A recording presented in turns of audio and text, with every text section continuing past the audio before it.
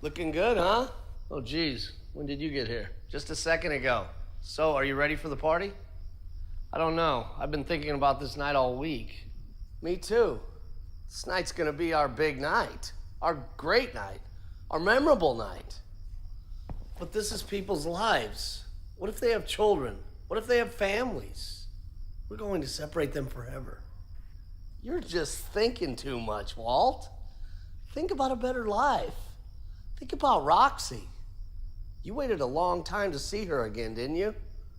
Here's the pills. Now, what's the plan? I sit beside the businessman, and I put this in his glass. Good. I'm gonna go back to my room. See you at the party.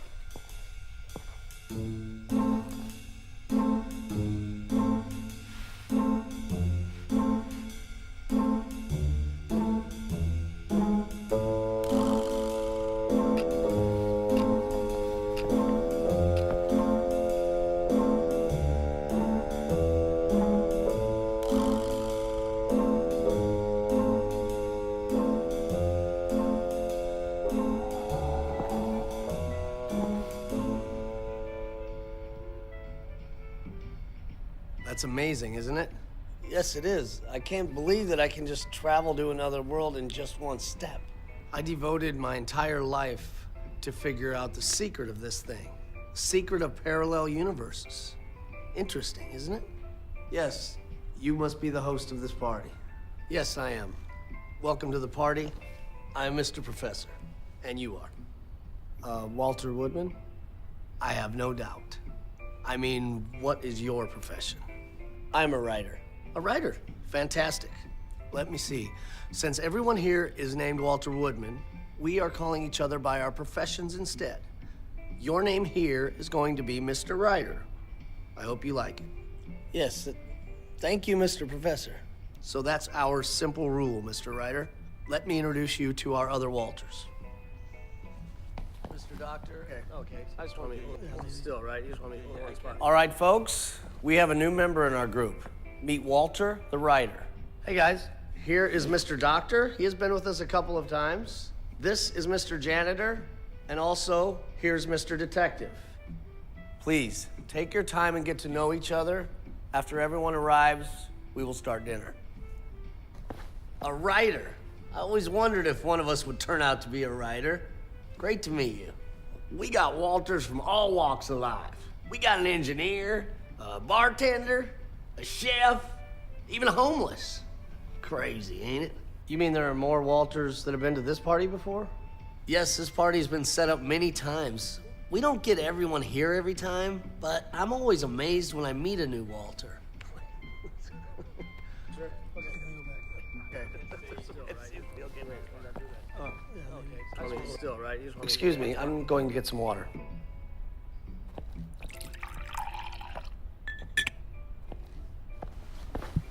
Hey, Walter. Hello, Mr. Ryder. That's funny. Look, why didn't you tell me there was a detective at this party? I didn't find it important. Not important? He is a police detective. What if he catches on to our plan? Relax, Mr. Ryder. First, you need to call me Mr. Salesman. We don't know each other, right? Second, Mr. Detective is here for the party, not for work. If we stick to our plan, nothing's gonna happen. I hope not. Hey, look at that. There he is, Mr. Business. He looks so proud and prideful. That's why we made our plan. All right, we have everyone here. Please have a seat. We will start dinner now.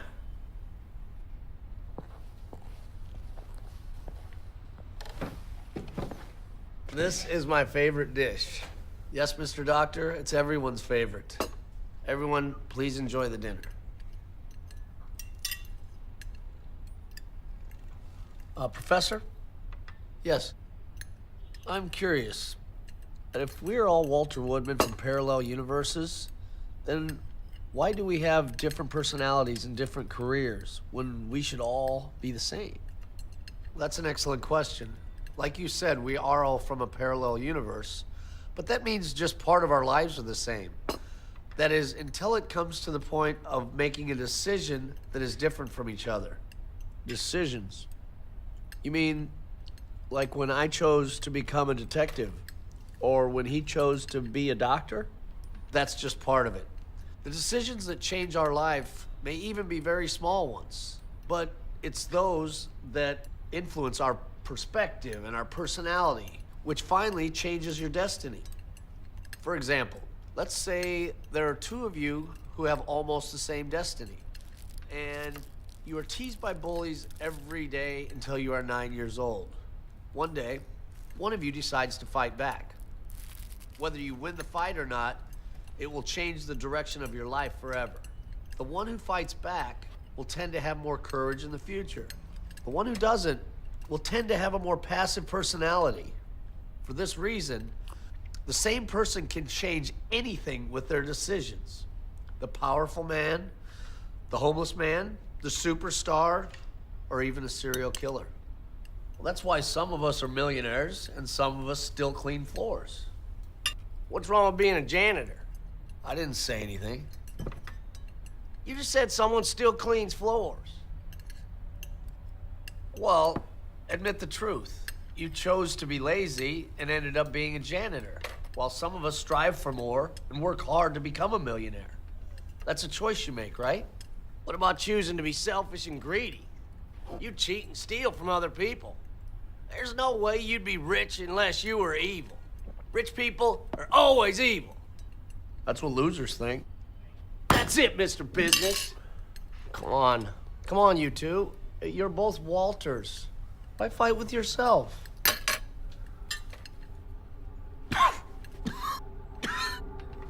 What's wrong, Mr. Professor? Hold on, Mr. Professor. Get him some water. Hold on, Mr. Professor. Keep breathing. Can you hear me, Mr. Professor? Mr. Professor?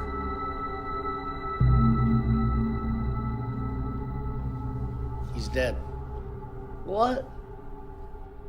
How can he be dead? The food must be poisoned. You mean our food got poisoned? Maybe just his food. The poison acts fast. If anybody else was poisoned, we would know. This is crazy. I'm gonna go back now. This party is bullshit. Wait, Mr. Business.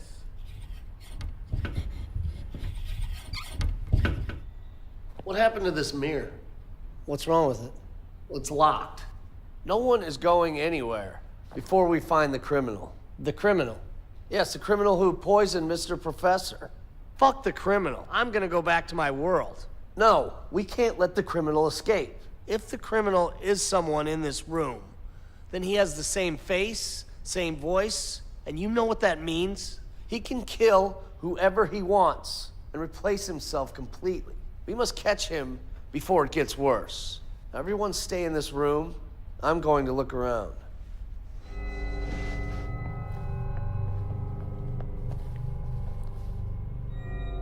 What the fuck is happening? What was that pill you gave me? I guess I just got the wrong pill. Wrong pill? That's not funny, Walter. You just turned me into a murderer. Calm down, Walt. No one knows you are the person that put the pill in that glass. No one? What about that detective? It's just a matter of time before he figures out what happened. Hey, what are you guys talking about? Nothing. Just Mr. Professor. He was such a good guy. Everything's gonna be okay, Walt. I'm gonna grab some water. Walter. Walter! I have discovered something. What is it? The poison that killed Mr. Professor. It's in your glass, Mr. Business. What? I didn't poison him. Well, it could be anything. Maybe the murderer attempted to kill you. We need to talk, Mr. Business. We need... What happened? Why is the light out? Who touched my back? What is happening?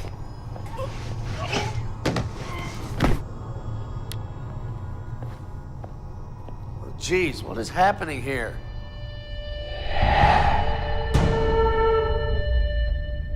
This ain't good. If the murderer don't stop killing, he gonna kill all of us. Mr. Detective, you talked about one of the glasses before, right? You said one of them had a poison in it. Yes.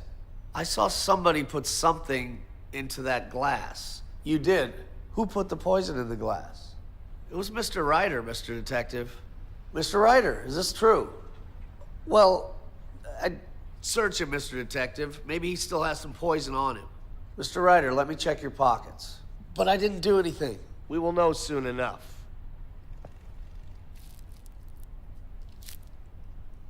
What is this? That's probably the poison.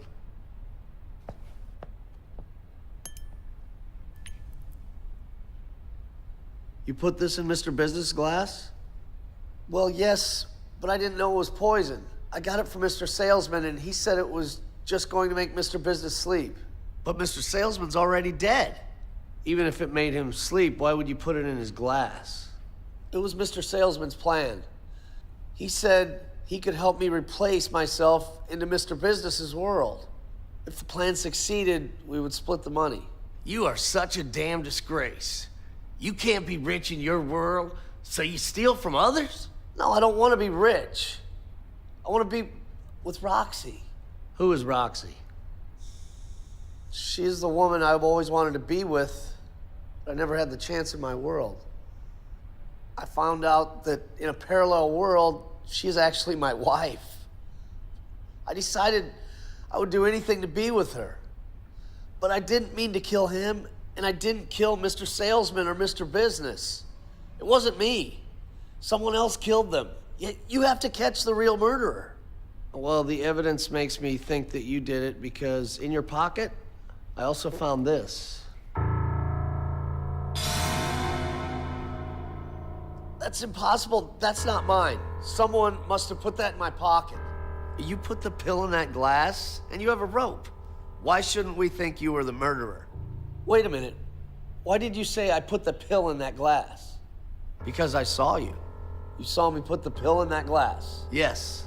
That's funny because I didn't put the pill in that glass. Don't lie to me. I saw it, and you already confessed to it earlier. Mr. Ryder is right. It is not a pill, it is powder.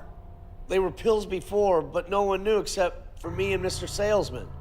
After I got the pills from him, I broke them into powder. What's wrong with that? I usually call any drug a powder or a solid a pill. You are a doctor. No doctor is going to call a powder a pill. Mr. Doctor, let me search your pockets. Fine. Come and search me, Mr. Detective.